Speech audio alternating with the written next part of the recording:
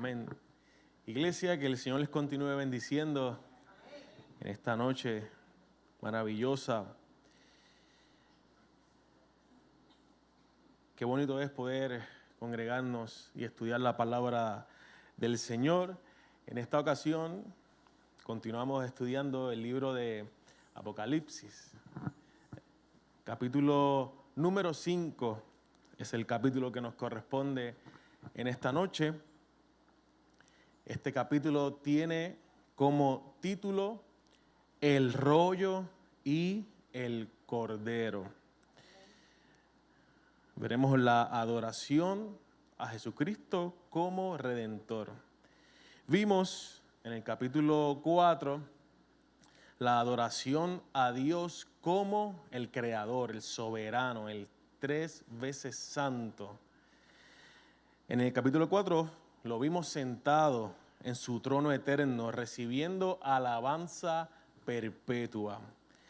El que estaba sentado era como brillo de piedras preciosas.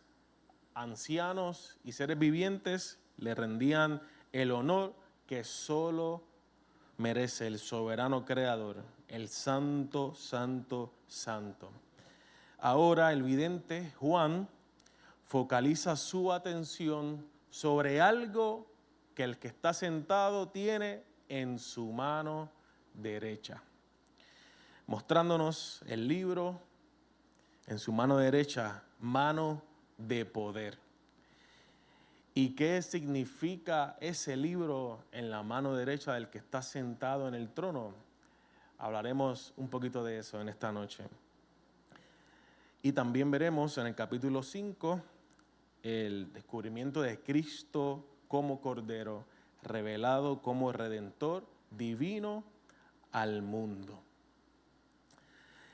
Continuamos entonces en esta visión que está teniendo Juan, en esta revelación. Recordamos que en el capítulo 4 recibió una voz, ¿verdad? Recibió un llamado de que subiera al cielo en el Espíritu, a las puertas. Y allí vio un trono, el que estaba sentado en el trono era semejante a unas piedras preciosas. Habían 24 ancianos, 4 seres vivientes, había un mar como de cristal. En esta ocasión, Juan se fija un poquito más acerca de la persona que está sentada en el trono. Y dice el verso 1 del capítulo 5, y vi en la mano derecha del que estaba sentado en el trono un libro escrito por dentro y por fuera, sellado con 7 sellos.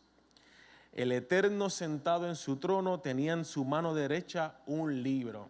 La palabra griega que se utiliza para libro es biblión, que quiere decir hecho de médula de papiro. La médula de papiro, el papiro es una planta egipcia. La médula era lo que se extraía de la planta y con ese extracto se hacían estas hojas de papiro. Esta palabra, ¿verdad? que describe aquí es de la cual proviene la palabra Biblia. Se refiere en un aspecto un poco más amplio, un rollo, también se puede definir. Este era el material sobre el que fue escrito originalmente la mayor parte, si no todo el Nuevo Testamento. Nuestros manuscritos griegos más antiguos del siglo III son de este material, de papiro. Este rollo se menciona que estaba escrito por dentro y por fuera. También un rollo parecido a este, escrito por dentro y por fuera, se le entrega al profeta Ezequiel. Está en Ezequiel capítulo 2, versos 9 y 10. Ahí se menciona que Dios le entrega un rollo. En ese caso, ¿verdad? Dios sí se lo entrega a Ezequiel y le dice que se lo coma. Cómete el rollo, le dice en Ezequiel. Después lo pueden leer, Ezequiel 2, 9 y 10. Ese era el mensaje que Dios le había dado a Ezequiel para que profetizara, ¿verdad?, sobre el juicio que vendría sobre el pueblo si no se arrepentían de sus malos caminos. En esta ocasión, este rollo, que estaba escrito por dentro y por fuera, estaba sellado con 7 sellos. La palabra sellado en el original es el participio pasivo perfecto de un fuerte verbo compuesto que sugiere simplemente que este rollo estaba completamente sellado, herméticamente sellado. También algunos comentaristas han hallado en la mención de los 7 sellos una referencia a una costumbre legal de aquella época. Se describe que en un testamento o en el título de una propiedad, según el testamento pretoriano en la ley romana, exigía que este rollo llevara los 7 sellos de los 7 testigos. Comenzaban a enrollarlo, ponían un sello, lo enrollaban un poquito más, ponían otro sello, lo enrollaban así. O la otra manera que podemos visualizarlo era, lo enrollaban y en el borde le ponían 7 sellos. Ahí están las dos maneras. Dicho testamento no podía ser ejecutado sin antes romper los 7 sellos. Pero podemos preguntarnos, ¿qué significa entonces que Dios tenga un libro, un rollo en la mano derecha? Este libro, este rollo en la mano derecha del que está sentado en el trono, simboliza el mensaje de los profetas del Antiguo Testamento y simboliza también el rollo sellado de las visiones del profeta Daniel en el capítulo 12. Este mensaje trata acerca de cómo el reino de Dios se manifestará completamente tanto en la tierra como en el cielo. El rollo contiene los divinos decretos y los destinos del mundo. En otras palabras, es una profecía de las cosas que sucederán antes, durante y después del fin. El libro que Dios lleva en la mano es el sentido y despliegue de la historia. Verso 2. Por todos lados, por delante y por detrás, quería decir que no se le podía añadir absolutamente nada. Estaba escrito y lo que estaba allí era lo que iba. Porque hay una maldición al que le añada, dice la palabra al final. El que le añada a esto, pues las plagas que están escritas en el libro le serán añadidas. Así que allí el que se atreviera a añadirle ahí, ya sabe lo que le iba. Estaba completamente escrito. Sí, para que se escuche.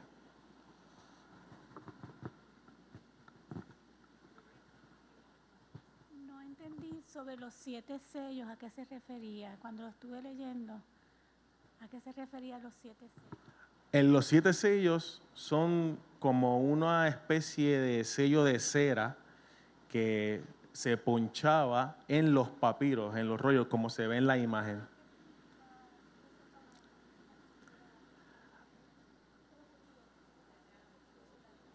Era para identificar de quién podía ser enviado ese sello, pero en este caso, en el Apocalipsis, estos sellos tienen un significado que se van a ver precisamente en el capítulo 6. Va detalle a detalle qué significa cada sello en este caso. Déjame hacer una explicación sobre el asunto de los sellos. En la antigüedad, los sellos venían, el César, o el emperador, el que fuera, el rey, tenía un anillo. Y con ese anillo se sellaban los documentos. Documento que tuviera ese sello no se podía revertir. Si vamos al libro de Daniel, ese es el problema que tiene Nabucodonosor, que no podía sacar a Daniel del foso porque ya tenía el sello. Ya tenía el sello de él. O sea, eso era un decreto ya firmado. ¿Ok? Y al sellarse no se puede revertir.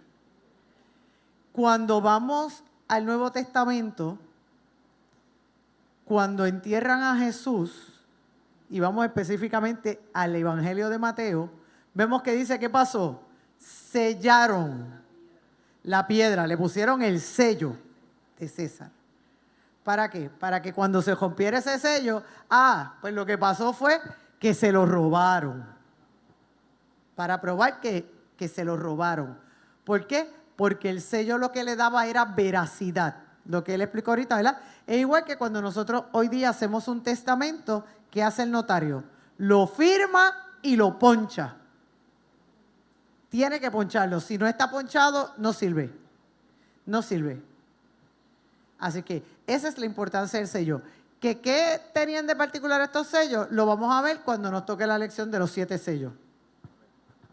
Gracias. Sí, esa lección es en el capítulo 6. Es lo siguiente, el tema siguiente. Muy bien, dice entonces el verso, sí, perdona. No te preocupes que yo hablo alto. Gracias, buenas noches y Dios los bendiga. La pregunta es con relación a los rollos. ¿Qué contenía cada rollo? Era solamente, en este caso, era un rollo, estaba, ¿verdad? Tenía 7 sellos, pero lo que contiene también se va a ver entonces en los capítulos posteriores. Exacto. Aquí solamente estamos viendo lo que Juan está viendo. Él está viendo que hay una persona, ¿verdad? Alguien que está sentado en este trono sublime y todo el mundo en el cielo lo adora. Él ve entonces ahora que en la mano derecha del que está sentado hay un rollo que tiene 7 sellos. Él está describiendo, pero todavía no ha dicho qué contiene, qué significa. Nosotros podemos deducir que este es el mensaje de la revelación final. Este rollo es la revelación de la revelación. Lo que va a acontecer está descrito en este rollo, que en los capítulos posteriores lo vamos a seguir viendo. Muy bien, pero algo importante ocurre con este sello, con este rollo, perdón. Es que un ángel, en el verso 2, un ángel fuerte que pregonaba a gran voz, preguntó, ¿quién es digno de abrir el libro, el rollo, y de desatar sus sellos? Es interesante porque la rotura, ¿verdad? Para abrir este rollo, lógicamente entenderíamos que sería primero quitarlo, abrir los sellos y después, ¿verdad? Abrir el rollo. Pero aquí lo presenta al revés.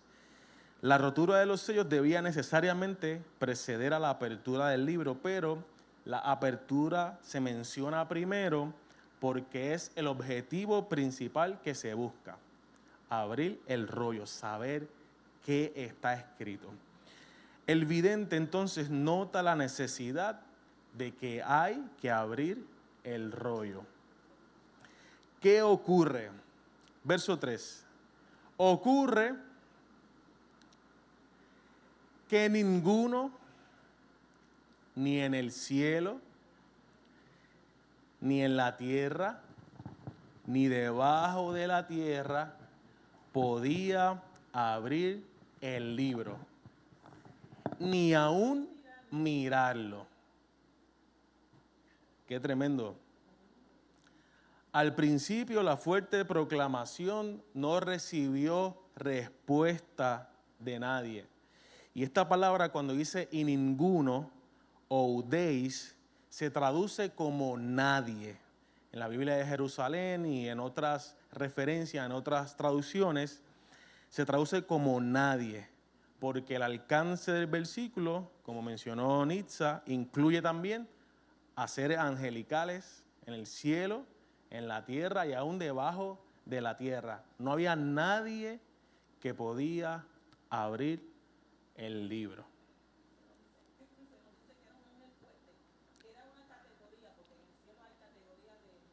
Un ángel que pregonó, exacto, con fuerte voz. Un ángel fuerte.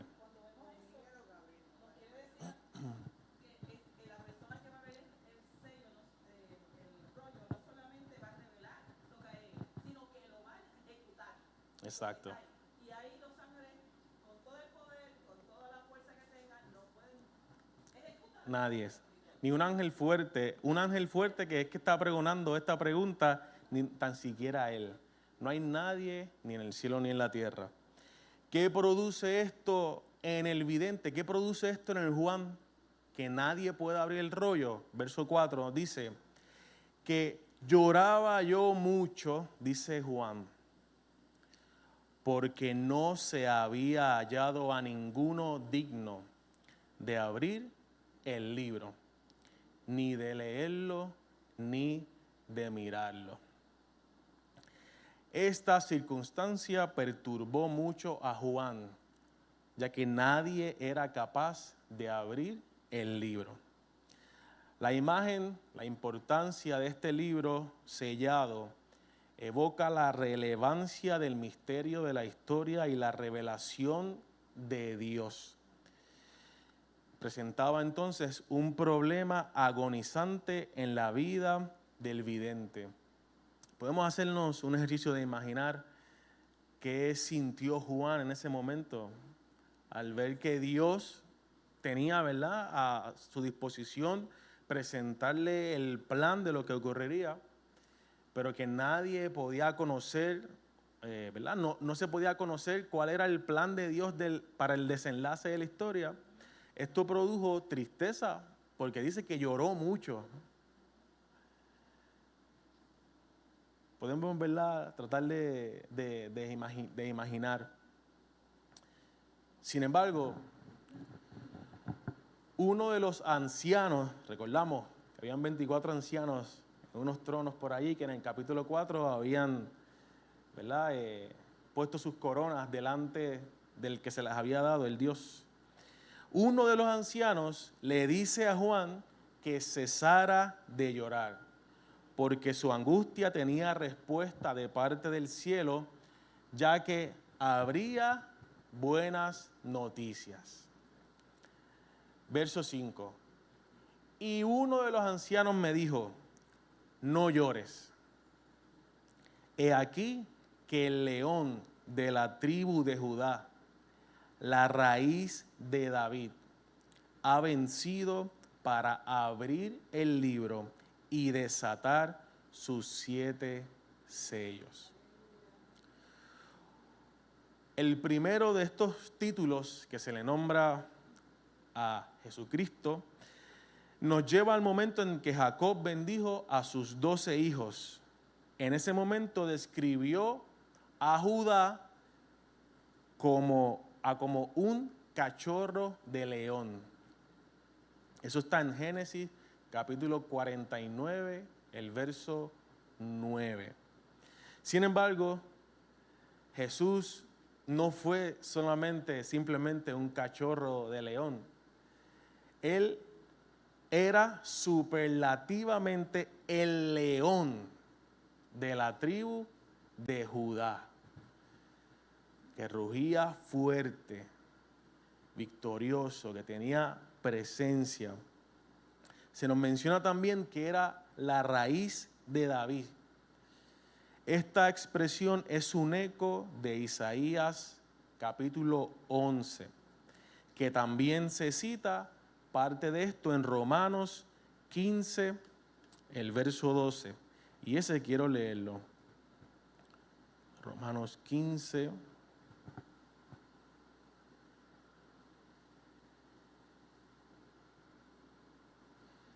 Verso 12.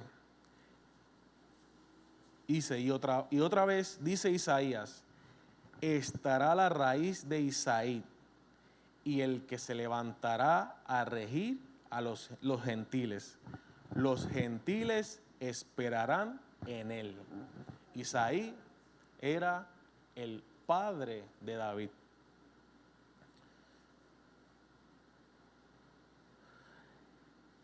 Este término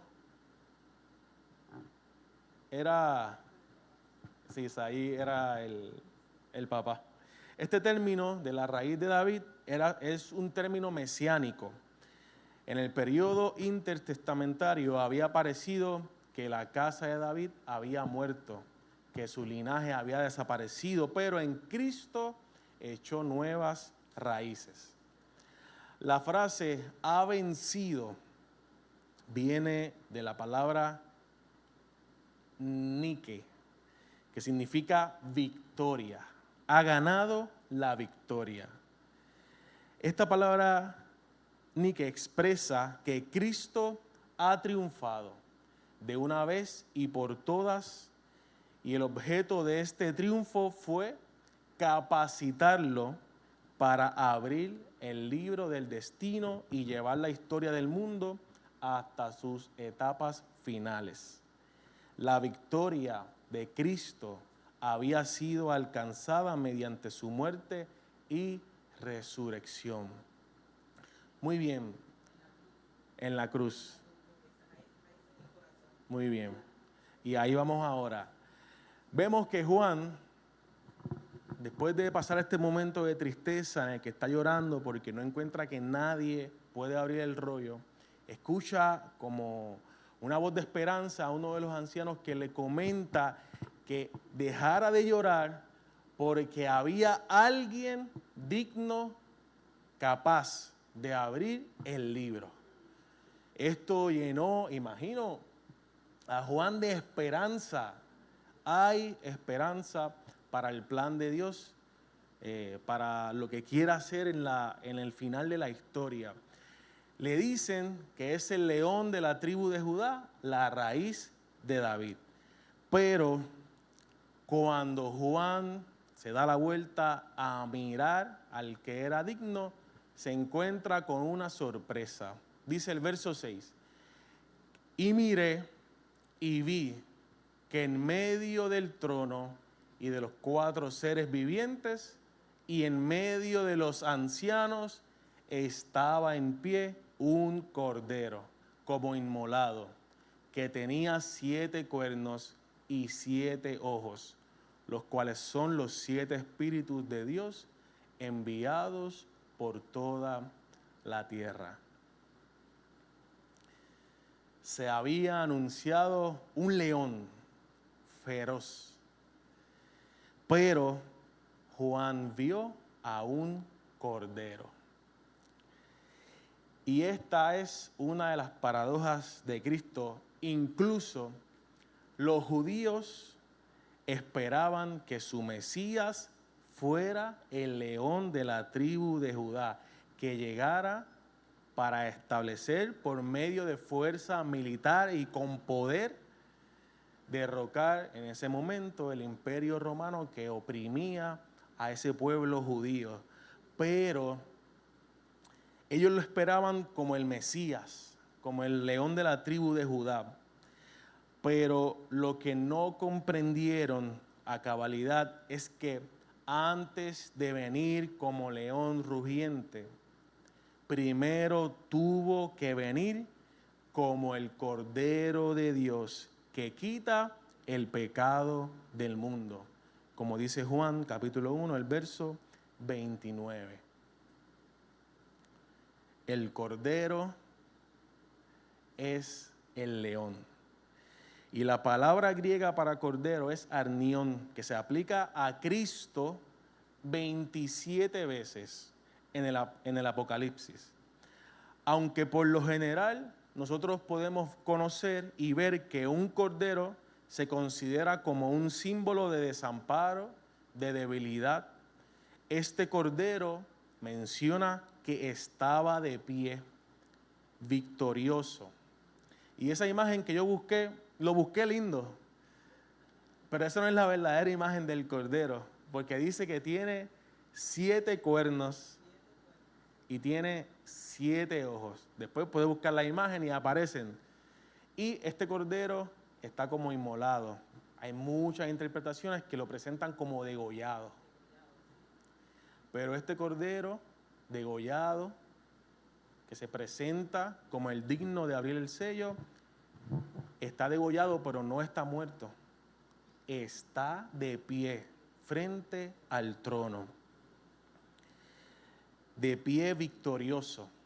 Tenía 7 cuernos que simbolizan el poder perfecto y 7 ojos, que lo menciona el verso, son indicativos del conocimiento perfecto. Este cordero es omnipotente y omnisciente. Los 7 ojos se identifican además como los 7 espíritus de Dios enviados por toda la tierra, y eso lo vimos en el capítulo 4, los 7 espíritus de Dios, que significan la obra del Espíritu Santo a plenitud. Muy bien.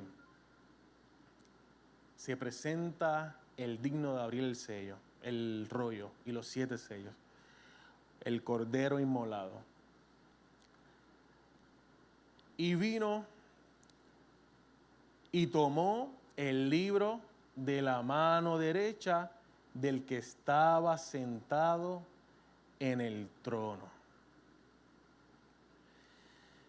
Juan está diciendo que la promesa del Antiguo Testamento sobre el futuro y victorioso reino fue inaugurado a través del Mesías crucificado. Jesús venció a sus enemigos al morir por ellos como el verdadero Cordero Pascual, para que así ellos pudieran ser redimidos. Debido a la resurrección, la muerte de Jesús en la cruz no fue una derrota, sino que fue su entronización. Fue la manera en la que Cristo conquistó el mal.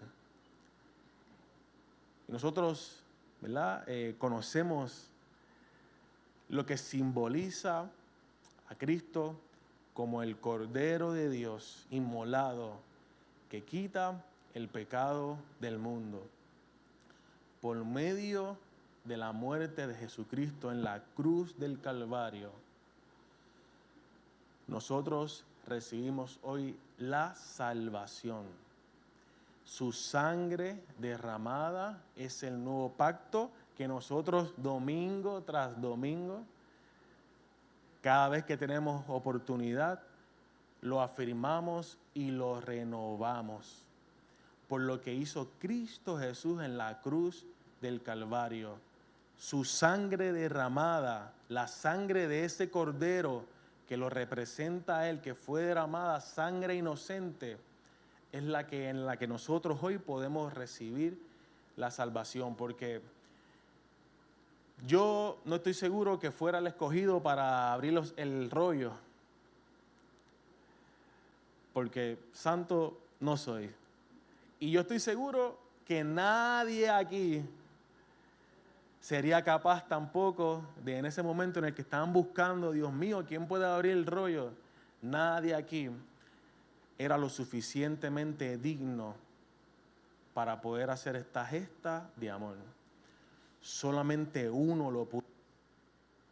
Y a Él damos toda gloria y toda honra por la obra de redención que Él hizo. Así que si nosotros podemos disfrutar de la vida eterna, del gozo de la salvación, no es por nuestras buenas obras, es por el sacrificio que el Cordero inmolado hizo en la cruz. Es por eso que esta imagen del Cordero no se presenta, aunque esté degollado, no está derrotado, no está muerto, está vivo, está de pie. Porque proclama la victoria sobre la muerte. Y al nosotros creer en ese Salvador, en ese Cordero, también recibimos la victoria sobre la muerte. Amén. Muy bien. Porque esas son las señales. Las señales que Él tiene, siempre las va a tener. Y lo vamos a reconocer donde quiera. Cuando estemos con Él en la gloria y en el futuro, esas marcas van a estar ahí y vamos a saber, ese que está ahí, ese es mi Redentor. Por las marcas. Gloria al Señor. Por las marcas, qué lindo. Vemos entonces esta escena impresionante que concluye con el Cordero junto a aquel que estaba sentado en el trono. Verso 8. Y cuando hubo tomado el libro, los 4 seres vivientes y los 24 ancianos se postraron delante del Cordero. Todos tenían arpas y copas de oro llenas de incienso, que son las oraciones de los santos. Ancianos y vivientes, que los vimos que los presentaron en el capítulo 4, en este momento estaban ante el trono, pero ahora dejan el centro del espacio para el Cordero. Se postran ante Él y con arpas y copas de incienso se las ofrecen como las plegarias de los santos, las oraciones de la iglesia y de la humanidad, representada en estos 24 ancianos y estos 4 seres vivientes.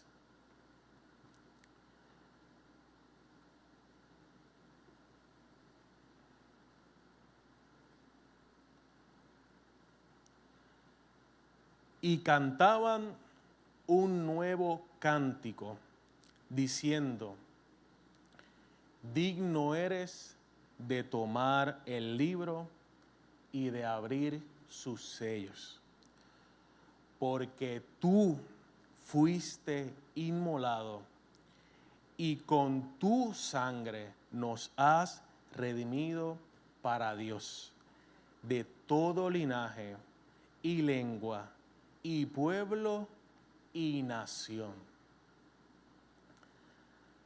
Esta expresión de un nuevo cántico aparece muchas veces en los Salmos. También se encuentra en Isaías 42, el verso 10, y ese quisiera leerlo. Isaías 42, verso 10, que dice: cantad a Jehová un cántico nuevo, su alabanza desde el fin de la tierra, los que descendéis al mar y cuanto hay en él, las costas y los moradores de ellas. ¿Por qué entonces se refiere a esta alabanza que dan estos seres vivientes y estos ancianos como cántico nuevo? Lo vamos a descubrir ahora.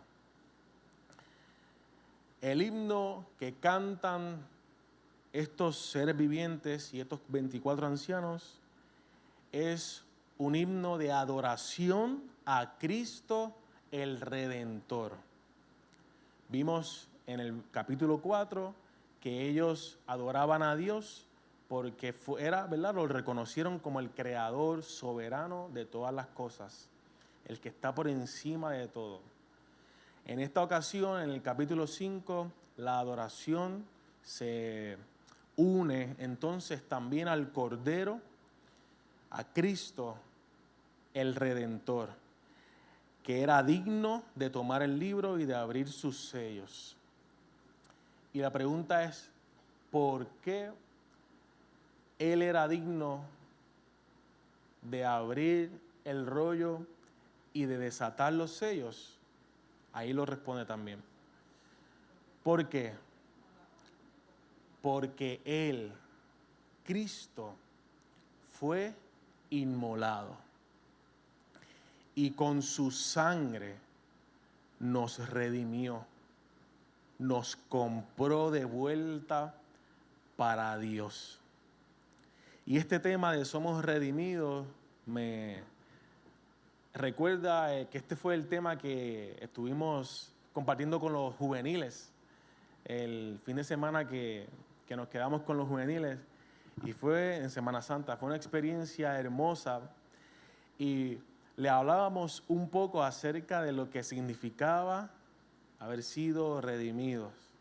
Le hablábamos que desde el principio de todo Dios creó todo bueno a su imagen y semejanza, pero el ser humano en su propio egoísmo quiso decirle a Dios: Dios, yo sé que tú creaste todas las cosas, pero a mí no me gustan las cosas como tú las haces, yo las quiero hacer a mi manera. Tremendo error, porque lo que provocó eso en la historia del ser humano, lo hemos visto hasta el día de hoy: guerra, muerte, hambre, abuso, y podemos seguir la lista por ahí para abajo hasta el sol de hoy. Desde el principio, entonces, Dios dijo: está bien, te rebelaste, se rebelaron, pero yo tengo un plan para volverlos a mí. Desde Génesis 3, menciona a nuestra hermana Nitza. Desde el momento en el que el ser humano fue esclavizado, porque el ser humano, ¿verdad?, en el principio se rebeló en contra de Dios, pero no se estaba dando cuenta que se estaba volviendo esclavo del pecado y de la muerte. Dios entonces trazó un plan para volver a tomar lo que le pertenecía. Usted y yo somos del Señor, le pertenecemos a Dios. Cada ser humano que vive, familiares suyos, toda la creación le pertenece a Dios. Y Dios entonces, por medio de su plan, por medio de Cristo, quiso comprarnos de vuelta, tenernos de vuelta. Y esto entonces era lo que hablábamos con ellos, con los juveniles. Tuvimos una dinámica muy buena el sábado en la que nuestro hermano Omar fue de Jesús y los hicimos presentar, hicimos como una especie de juicio en una mesa, y ellos estaban encadenados literalmente en unas cadenas de plástico, y ellos simbólicamente le pasaban, ¿verdad? Nuestra pastora era Dios y yo era el acusador. Y ellos en fila pasaron frente al juicio y yo acusándoles, diciendo un montón de mentiras, porque eso es lo que hace el enemigo, y eso es real. Yo se los dije, esto es real. Todos los días, todas las mañanas se levanta el acusador tempranito a ir al trono a decir falacias de cada uno de nosotros. ¿Qué pasa? Que cada vez que yo terminaba, el acusador terminaba de dar su parte, venía entonces Jesucristo, el abogado defensor, y libertaba a estos jóvenes, ¿verdad?, de las cadenas, y las cadenas Él las tomaba. Y yo creo que después podemos enseñar las fotos. Y así, a medida que iban pasando, iban teniendo esta experiencia de haber sido redimidos, de haber sido libertados. Aunque merecían, ¿verdad?, el castigo, ellos pudieron entregar sus cadenas, y Jesús, de cierta manera, ¿verdad?, yo quería que ellos lo sintieran, que como de estar presos, el Señor los libertó. Y ahora Jesús tenía las cadenas que ellos tenían. Después hicimos como ¿verdad?, otro momento simbólico en el que Jesús rompió todas las cadenas. Fue tremendo.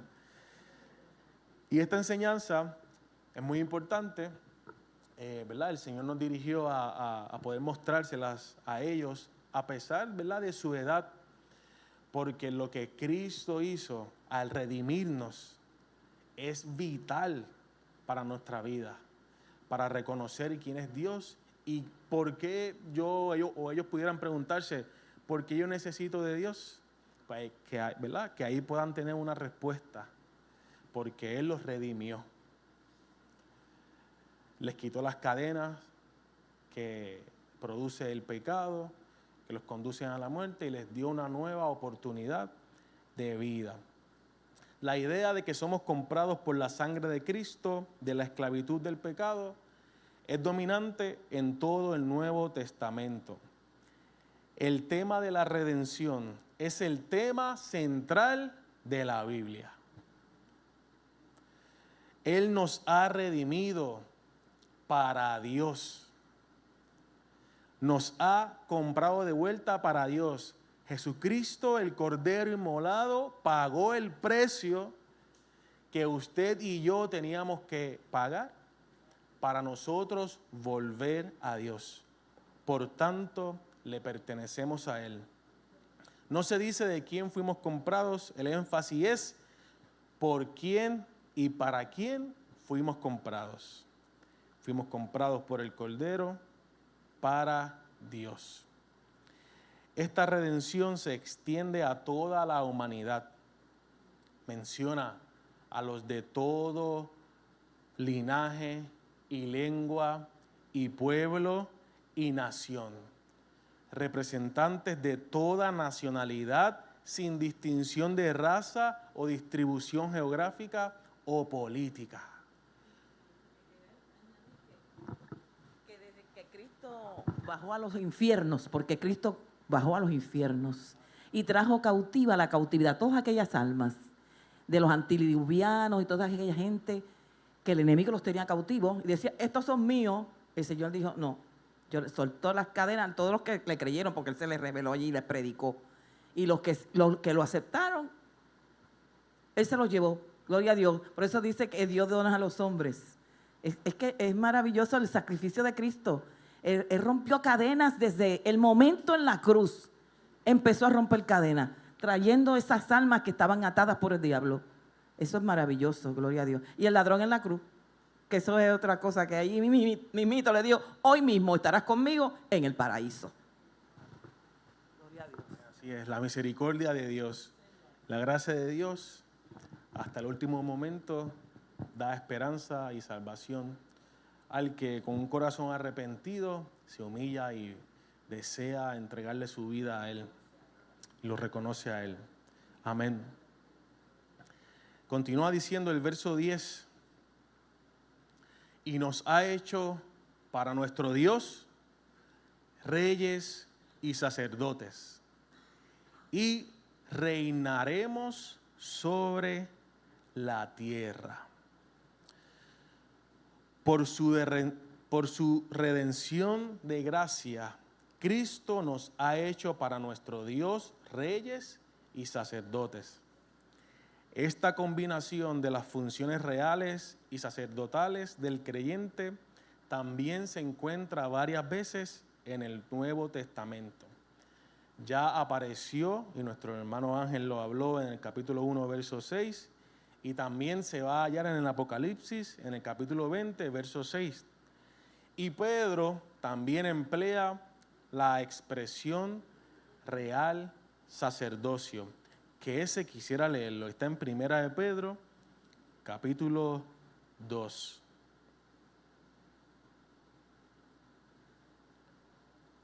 Un verso que sí, que todos conocemos. Dice, Primera de Pedro, capítulo 2, verso 9.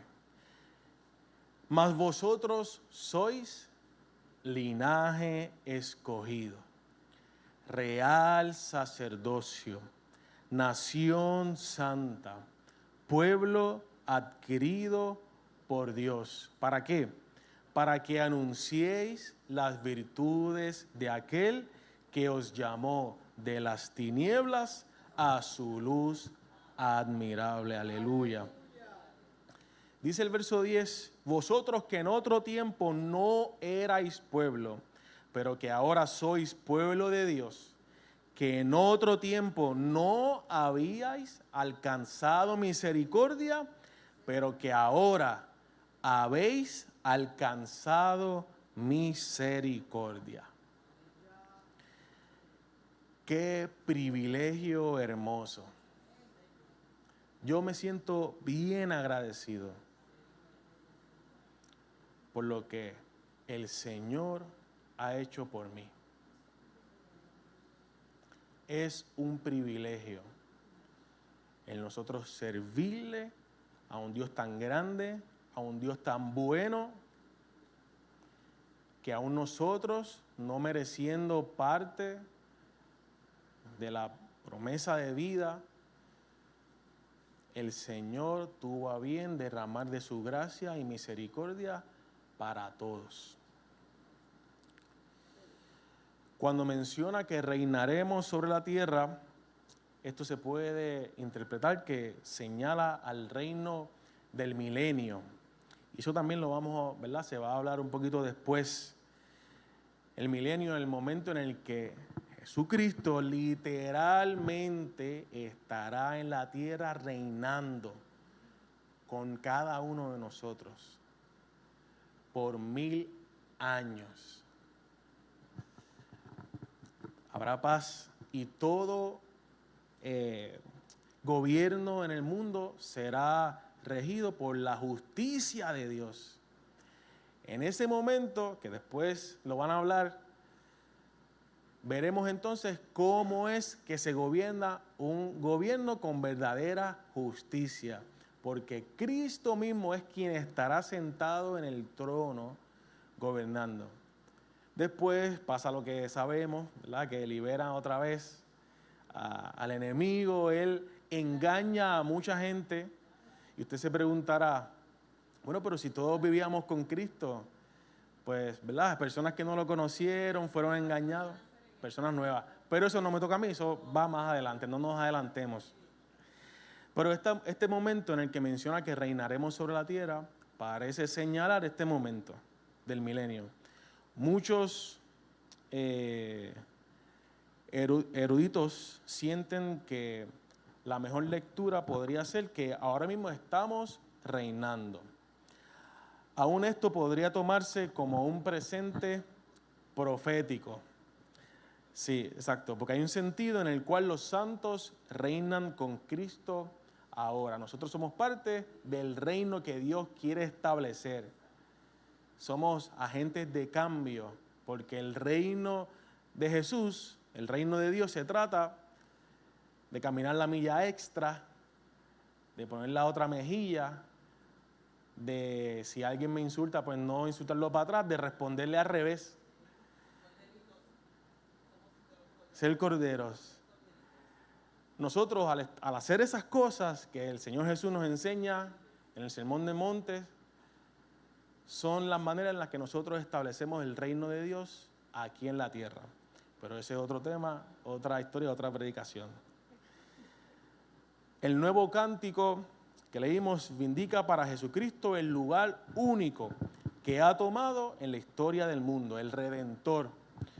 Por un supremo acto de sacrificio, ha comprado a hombres y mujeres de todas las razas y nacionalidades para el servicio de Dios, formando un gran pueblo espiritual y convirtiendo la vida humana en un servicio sacerdotal y una dignidad real.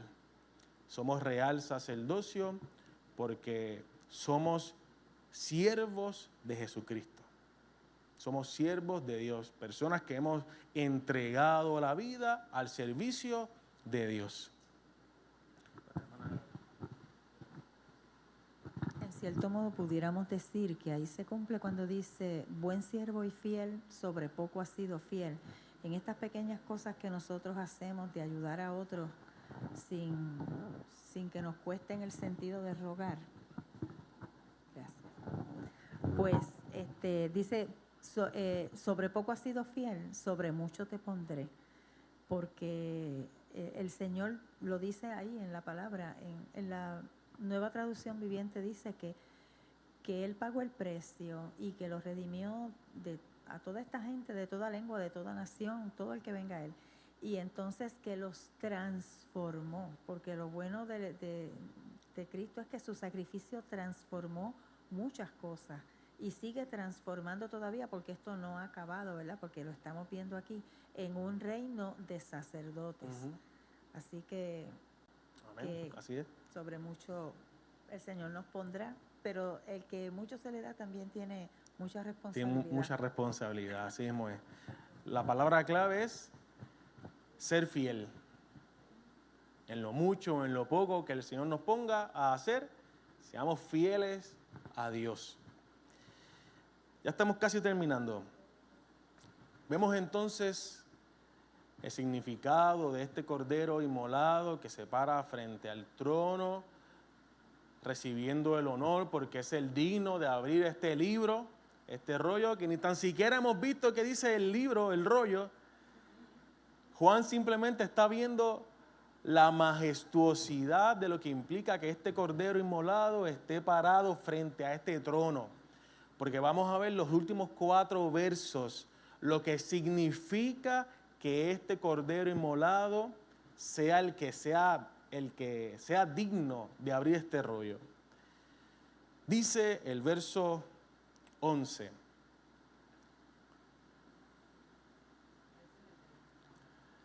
Y miré y oí la voz de muchos ángeles.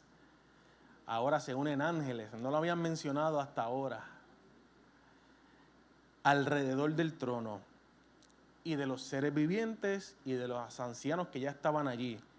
Y su número era millones de millones.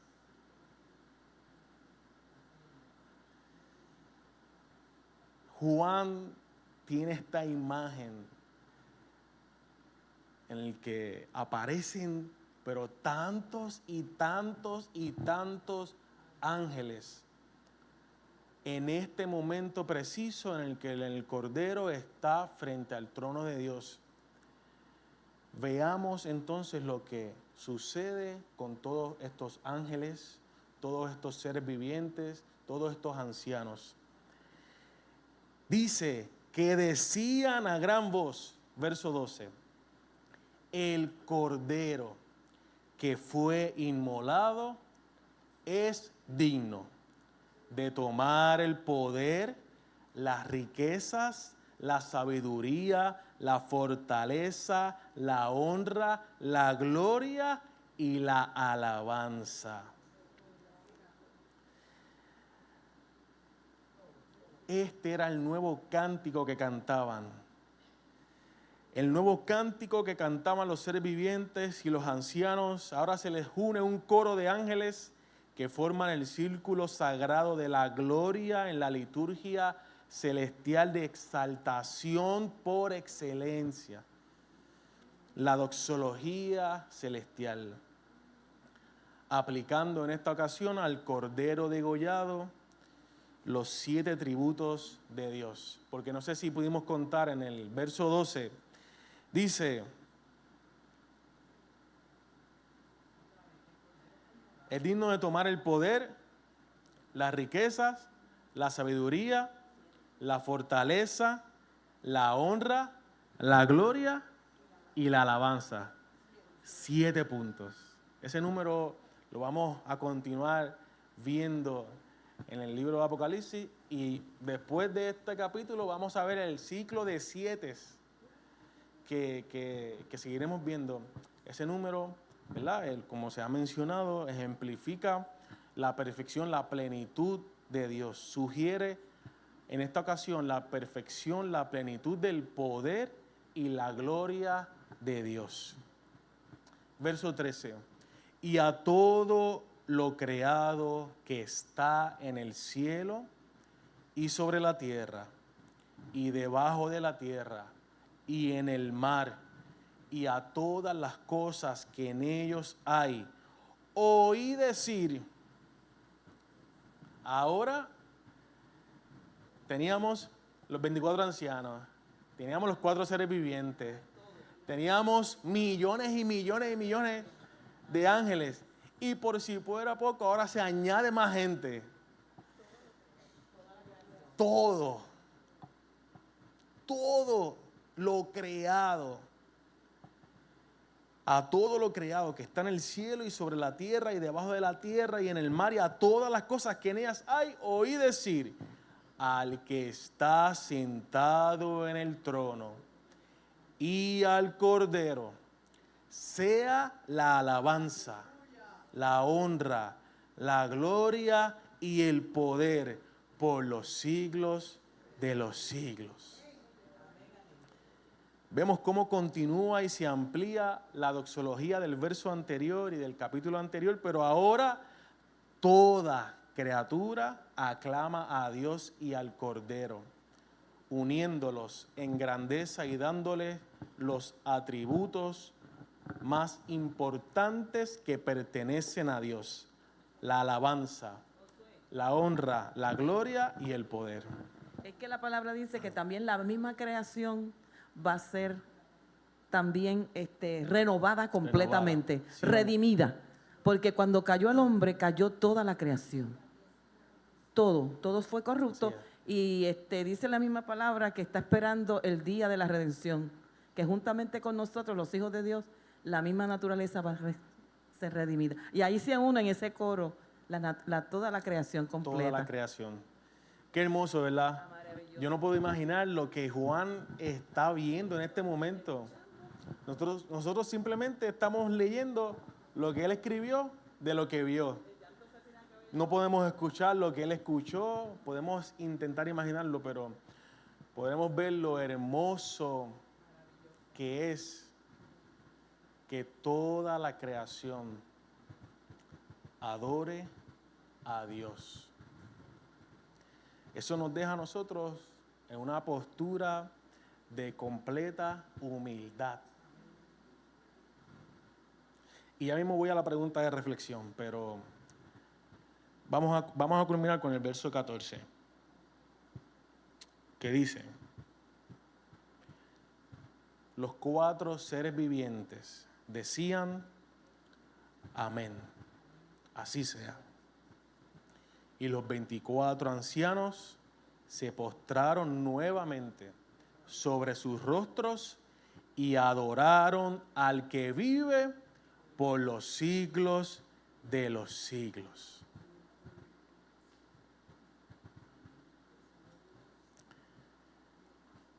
Ahora el que estaba sentado en el trono y el Cordero son adorados como el único y verdadero Dios, creador y redentor. Ni siquiera hemos visto lo que hay dentro del rollo y hemos sido impactados simplemente con la presencia de este Cordero inmolado que se presenta ante el trono de Dios. Por eso que para reflexión podemos ver que el Cordero de Dios, simbolizado también en el león de la tribu de Judá, fue el plan de Dios de redención para salvar a toda la humanidad y a toda la creación. Pregunta de reflexión: cuando nosotros lleguemos al cielo,